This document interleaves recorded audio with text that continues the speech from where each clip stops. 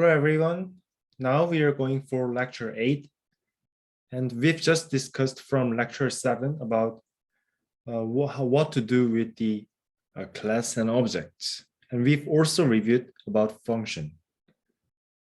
In this lecture, we're going to go more specific about the class.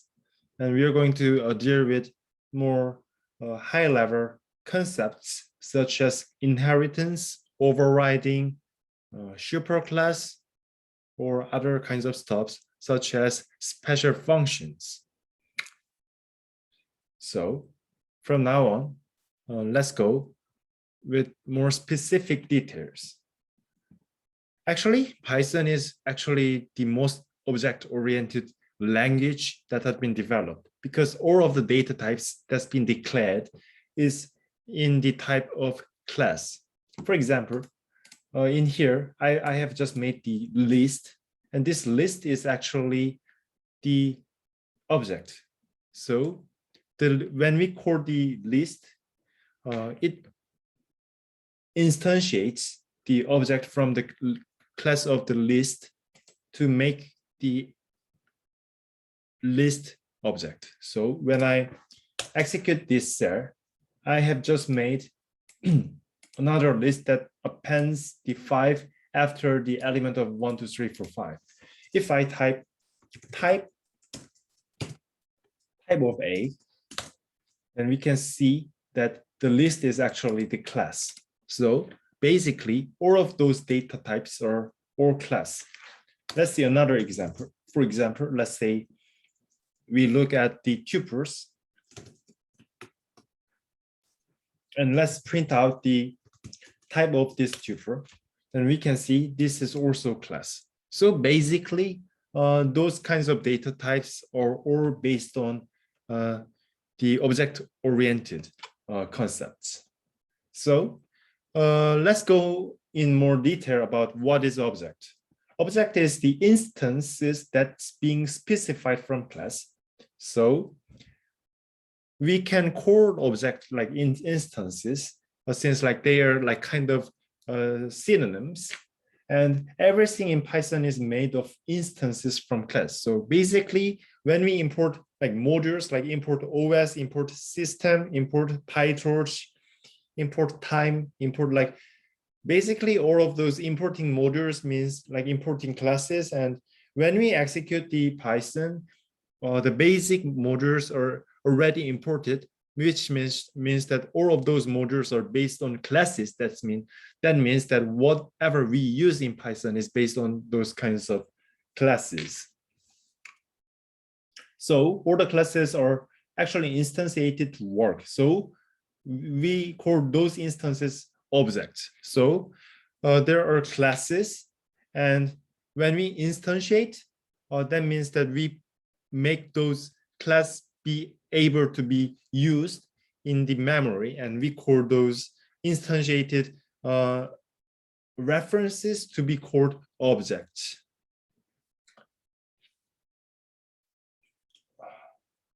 So basically, that's what object is. Since we have just known what object is, we can just think of it as like class is the blueprint and object is the building. So that's just the simple idea, which I have also mentioned in lecture 7 with the casting of the muffin and the actual muffin. So as we know what is class and object, and we can now distinguish what is class and what is object, now we should know about declaring the classes. So when we declare class, we put class and we put the name of the class. So when we execute this, we are the most basic class that has no member functions or variables is declared. So when I instantiate to make the object Bob and Casey, we can see that they are instantiated. And let's say A and B are list like, oh, I'm sorry. Basically, they are all classes. So these lists or class or list class and this kind of stuffs are person's main and person's main. So they basically mean that they are the class person. And those kinds of classes all should have constructor. And those constructors are called init. It means initiating the object. So when the object is instantiated from the class, it is first called, and we call this initiator the constructor. So it is also, these kinds of constructors are used in all kinds of object-oriented programming, such as C++ or Java. And they have like other kinds of grammar to make those constructors. But in the Python, we use this init with self.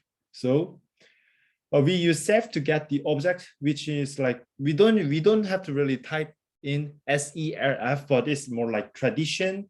And the constructor is defined so that data is being maintained by the class. So by using the initiator, the constructor, we can write the basic class like this. With the class statement, with the class name person, we can make constructor with the argument passed with name and age with the default of age set to 10. So we can set the name self.name, which means the object variable to the given argument, and object variable set to the given argument or the default argument if not given. So when I type in P1 to be instantiated by constructing with the name Bob and 30 and Kate and 20, it means that they are all passed here, and the P1 is actually the stuff that is just passed down here. Since the instantiating means like putting it up on the memory, that means that new instantiation means the self. So that's what this kinds of that operator works in here. So that's how the P1 and P2 are basically instantiated. However, this P3, it has no second argument. That means that the age would be passed down with the default value 10. As this kind of default value is passed down, we can say that P3 is instantiated based on this Aaron and the default value 10. So when we print this out, we can see that the Bob and 30, Kate and 20, Aaron and 10 have been each object's member variables are printed out in each line. Since we have successfully made the constructor, now we can make methods. These kinds of stuff are methods, and I will going to deal with it more like detail just right below. So we will just execute this here, and we can see that all those kinds of objects are basically the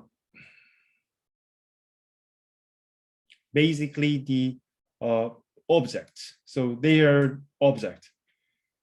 This is like a little bit different from the class. Like when we just printed out the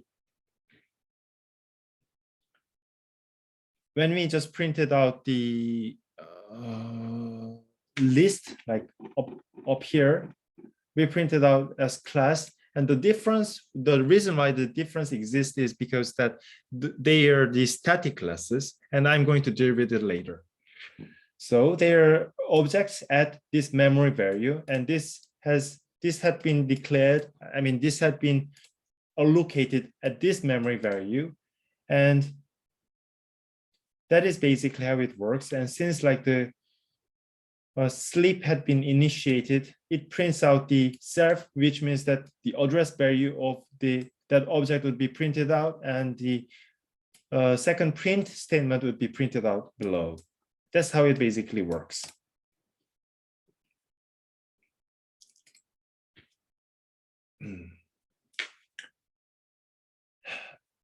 So there is no methods.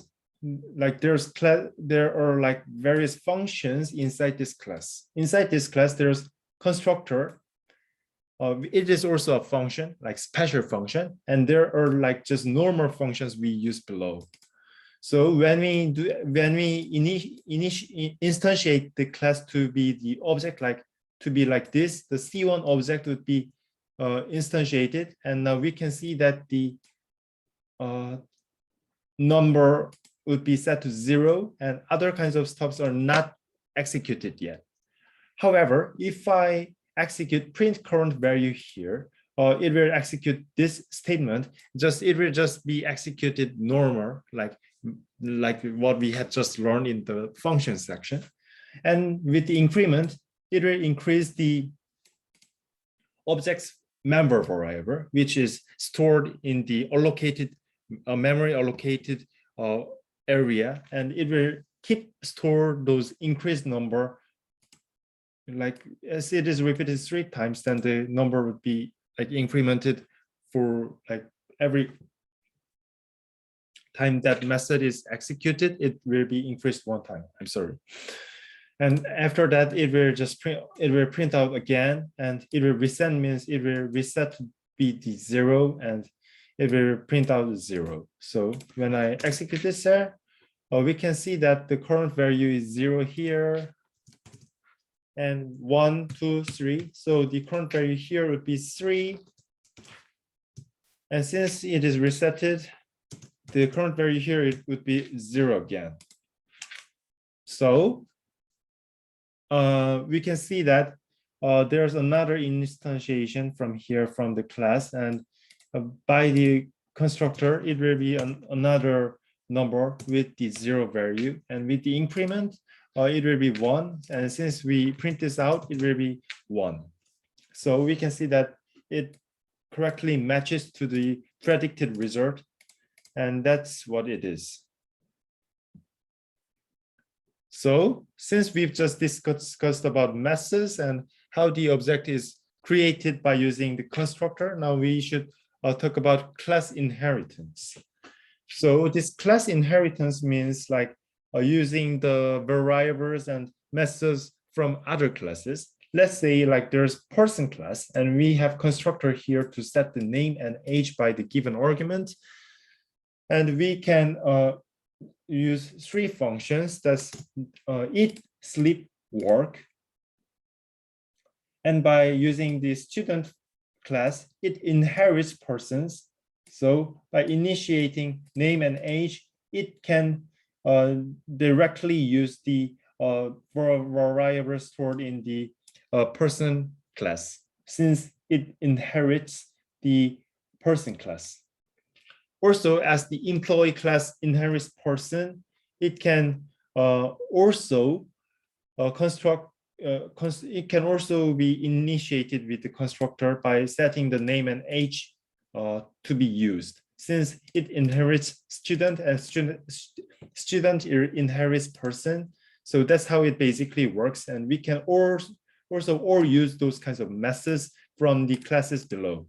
So when I instantiate the employee class to be the Bob 25, that means that those variables are stored in here since it is instantiated.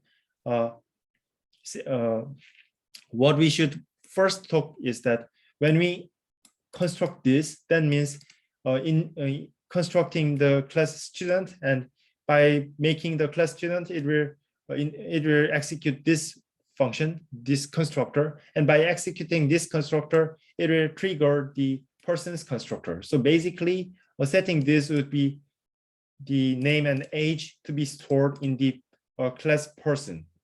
So the method in the inherited class could be used. So by executing Bob dot operator eat BBQ, that means that the BBQ is passed in here. So it means that Bob is eating BBQ.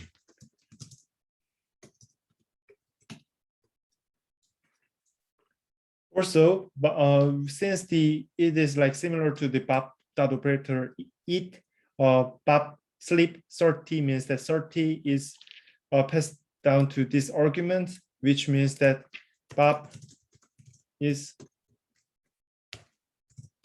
sleeping for 30 minutes.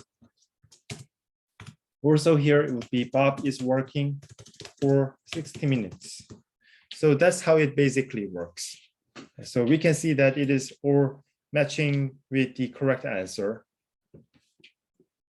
And to like, since we in this kind of class inheritance, we only use constructor on the child classes. We have only used the methods in the parent class. However, there are some cases that we want to use another method or the same method that have been declared in the parent class. So we should know the concept of method overriding, since we can redefine the functions defined in the parent class. So by defining the person equivalent to the operand, we can inherit and override work here. So by using this, like there's nothing actually different here, but if I want to override something, I can like write here person like student here, and we can check out if I execute this, if it works as though the overridden method is working or the parent classes method is working. And in order to check this, since it is all the same method overriding, I should write down to like distinguish between student and person. Like there have been some mistake, I'm sorry. Like I saw that a student, but that was my mistake, but student inherits person and employee inherits person. So basically that was my mistake. So student, it would be the child, and employee would be also the child of the parent class person. So that was my mistake. I'm sorry about that. Also here it is also same. So like it inherits person, and this one also inherits person.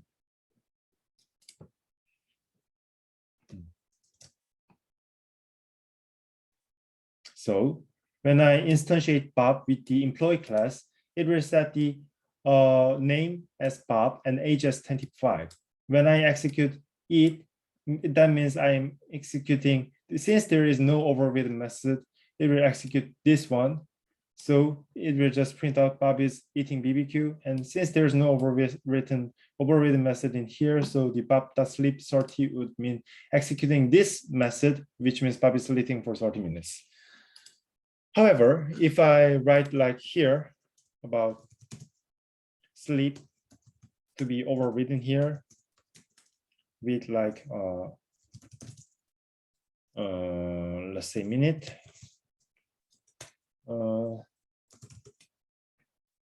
that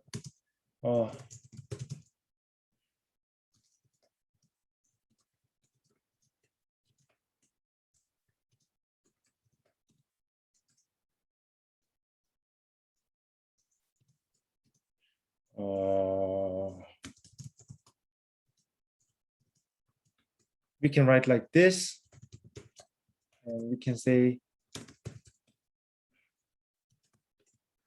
like this. And when I instantiate the student,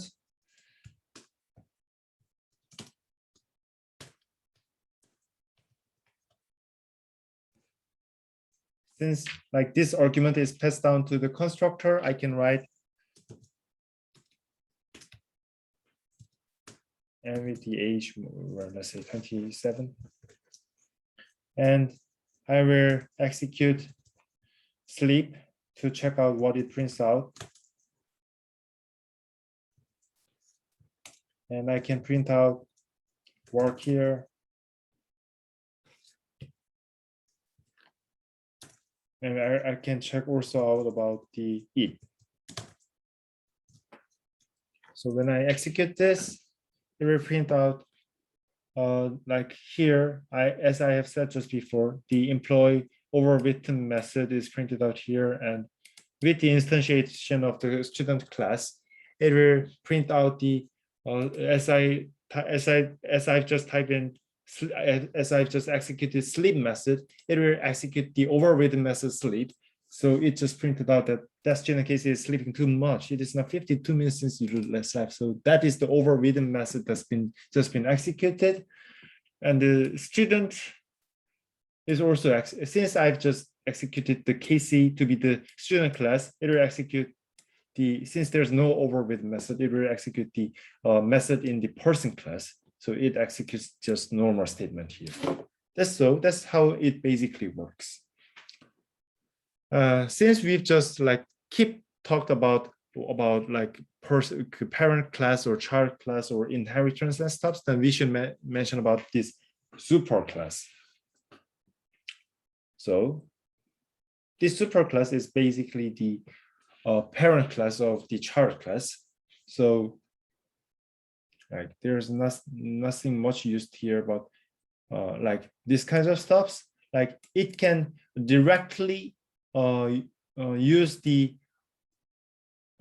method defined in the parent class. So like this is the overridden method. So when I execute some kind of method that is being overridden from the parent class, I should just use only this. However, there are some times that which I want to use some kind of statement here, then I can use super to directly access the parent class. So then I write here, and I write here, and I write right here. We can see that the instantiation of employee, the child class with Bob and 25, when I execute it, that means there's no overridden method. So it will execute this line, and with this, since there's no overridden method, it will execute this line, and with this one, since there are overridden method, it will execute this. However, since there's super work minute, it will print out the person class work function or work method, and then execute the stated line just right below, since we can see here a person and employee here. So that's how it basically works. Since we've just like learned about what is this super doing, now we can now talk about the special methods. Like there are like this initiation or is also one of the special methods, but like this plus, so minus, multiplication, length, string, like they're all like in the they're all the special methods that could be like declared. So by using this add, we can define how to use add. So we can put like new x, new y, and like instantiate another class to be returned. So let's look here. When I instantiate p1 equal 0.3.4, 3,4, then it will instantiate the point. And like with the constructor being executed, the 3, 4 would be like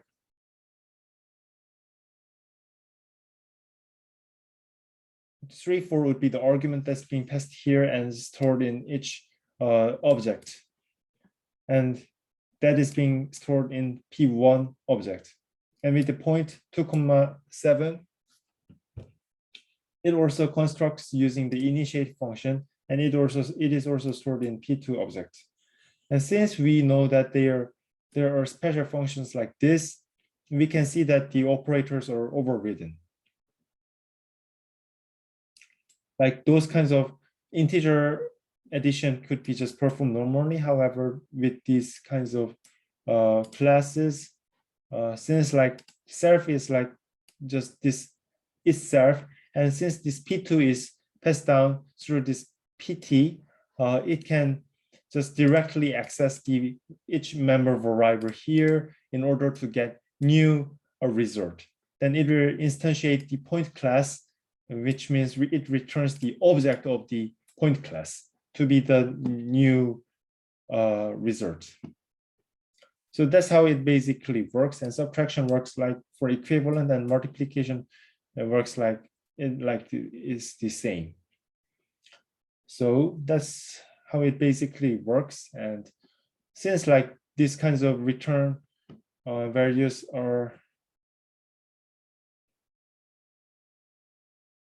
could be a little bit confusing, however, but it is like or just based on like what I've just explained. So you can think of them by yourself. And if there are any questions, you can put those questions on question board for me to answer. If there are questions, please ask us so we can thoroughly answer your question and give you the feedback. Thank you for listening to this video. And now we've just completed our recorded session, and we are going to look and communicate with you through the Zoom real-time lectures. Thank you for listening to our presentations and lectures. And I hope there are many questions upcoming on the question board, since there had been no questions until now. So thank you so much.